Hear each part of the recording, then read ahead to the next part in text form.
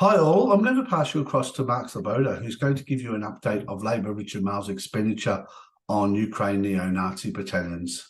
Hi, I'm Mark Sloboda, and this is The Real Politique.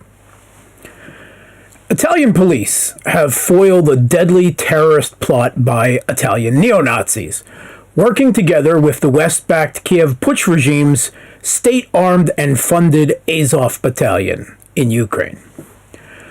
On November 15th, the Italian police conducted raids and arrested 5 members of an Italian neo-Nazi and white supremacist organization known as the Order of Hegel. The police investigation was launched in 2019 and has included extensive computer searches and wiretapping.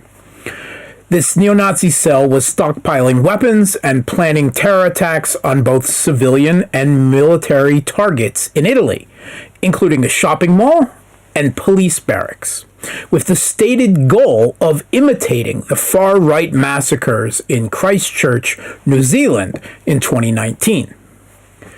The group is also accused of holding paramilitary trainings as well as seminars promoting white supremacy and Holocaust denial. A 6th member of the neo-Nazi terror cell, a Ukrainian national, Anton Radomski, who had been living in Italy and working with the Order of Hegel, remains at large and is wanted by Italian authorities. He is currently fighting in Ukraine with the neo-Nazi Azov battalion, long integrated into the Kiev regime's National Guard and military. Italian police report extensive ties and contacts, including what seems to be a neo-Nazi international exchange program between the Italian Order of Hegel with not only the Azov battalion, but also with other state-supported Banderite fascist militias in Ukraine, including the Right Sector and the elite neo-Nazi warriors of Centuria. Footage of the arrests showed a slew of the usual paraphernalia commonly found hoarded in lairs by their neo-Nazi brothers fighting for the regime in Ukraine. Long knives, a Nordic-style axe, a bat emblazoned with the words Leader Mussolini, a swastika flag, a gas mask, an Azov Battalion t-shirt, and a dog-eared copy of Valhalla Express, a memoir by an Azov fighter. Now, this type of neo-fascist terror attack is completely in line with the open geopolitical goals of the neo-Nazi Azov movement in Ukraine, as clearly spelled out by Elena Semeniaka, the international secretary of Azov's political wing, the National Corps. She's known as the First Lady of Ukrainian nationalism. They call this plan the Reconquista.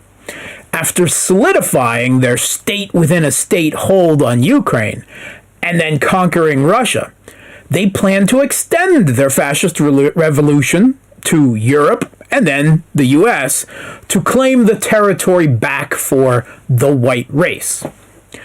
In 2002, a U.S. Department of Homeland Security investigation acknowledged that Ukrainian nationalist groups, including the Azov movement, are actively recruiting racially or ethnically motivated violent extremist white supremacists to join various neo-Nazi volunteer battalions in the war against Russia, and expressed concern about the threat of the eventual return home to the West of these racially motivated violent extremists, potentially returning to the West armed with Western-provided arms and skills and combat experience gained on the Ukrainian battlefield.